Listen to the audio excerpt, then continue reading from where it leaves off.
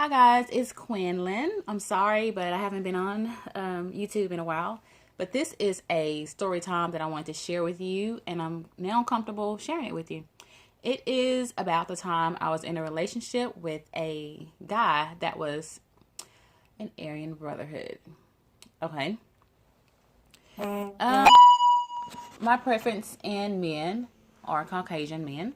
So I live in a small town and I met this guy. He was really, really handsome. Blonde hair, blue eyes, nice body. You can tell he worked out. And, we exchanged numbers.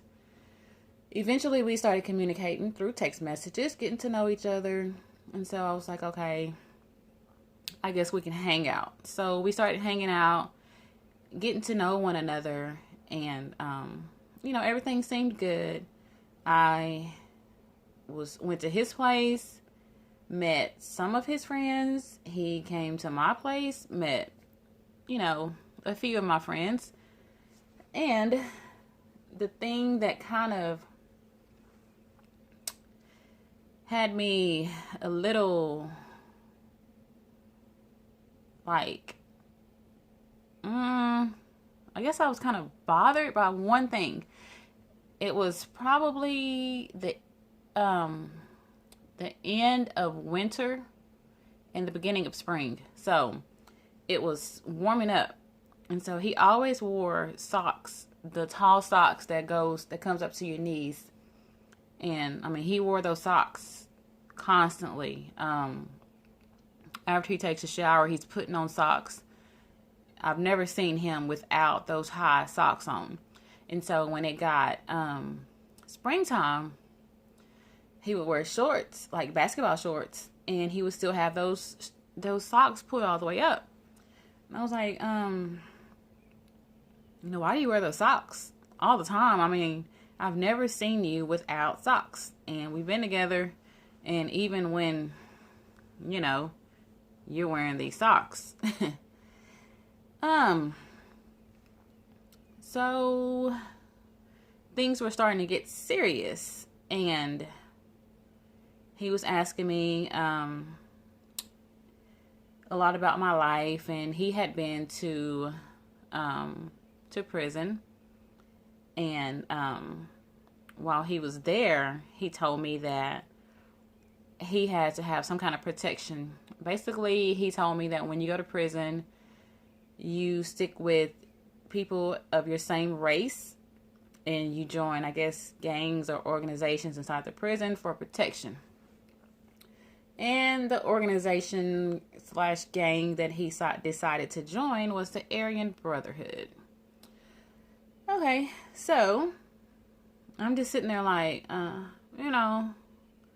okay, cool. I've been with people who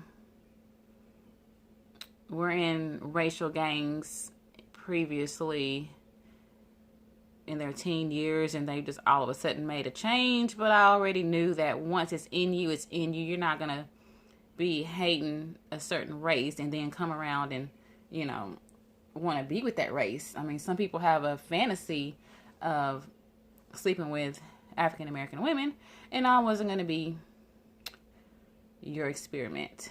Anyways, back to the story. So I was like, okay, so what are your thoughts now? And he told me basically he was only in it for the protection, and he didn't have those feelings, blah, blah, blah, blah, blah. And so he goes to take off his socks. He was like, close your eyes. So I'm like, okay, is this man about to kill me? So I'm like, I have my eyes closed, but I'm half peeking, so I see him take both his socks off. And he was like, open your eyes. And by this time, he had tears in his eyes. I'm like, okay, I've never, I didn't know him long enough to know his emotional side like that. But he started crying. And he was like, this is what I have. This man had this big ass tattoo of those lightning bolts, the swastikas, whatever you call them. And then under the bottom, it had AB, and then it had another thing on his other leg that was a racial racial thing. I don't know what the name of that is, but it was from his knee, like below his knee, all the way down to his ankle. So the tattoo was like really, really big on both legs. So I'm looking like, really? I mean, we can't, first of all, you're in the Aryan Brotherhood. Once you get in that, there's no getting out. Just because you got out of prison, I mean, you're still in that. And when you were in that, you were not supposed to be liking black people, trying to be in a relationship with black people, doing anything with black people, okay? What we're doing. And second of all, if I do decide to stay in this relationship with you, you're going to always have to wear those socks. You can't let nobody see you with those tattoos. I can't let my friends see you with those tattoos. My family. You know, what the heck is going on? And he was like, well, you know, I only got it for protection. And I was like, okay, well, explain to me how this works. You know, I want to know, like what your rank is. This fool was a very high rank in the Aryan Brotherhood. I said, so basically they're going to kill you. They're definitely going to kill me. And they're going to kill my child, because my child is with me also. And when my child is old enough to ask questions about what these tattoos mean, what do you say?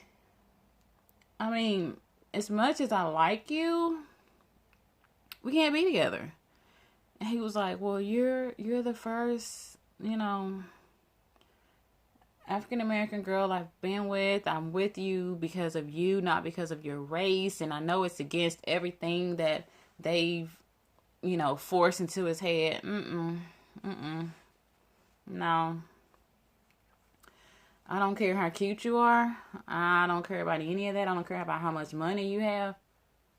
But, we're not going to be able to do this. I said, I like you a lot as a person. I mean, we can be associates, the kind of associates to where if I see you out in town, I'll say hello, but there's no going out on dates, movies, no coming over to my house, no me coming over to your house, no none of that. So I'm just going to have to just tell you to have a nice life, and, you know, I wish you the best. Because what you can't do is you can't run from it, because, I mean, he's still, I just don't have any words, and I don't know. Like, if you're in that type of group, why would you pursue a relationship with a black woman? I know it's sometimes people have fantasies of wanting to sleep with the black girl, black lady, whatever, just to say they did it. And hey, I don't know, been there, done that. But that was like my story of me being in an actual relationship with a Aryan Brotherhood guy. Now, I've also been in, I'll say, one relationship. It was an 8-year relationship. We were married for 7 years. He was in a racial group. He was in skinheads in his teens. Then he decided to become a police officer, and I guess when you become a police officer, your skinhead,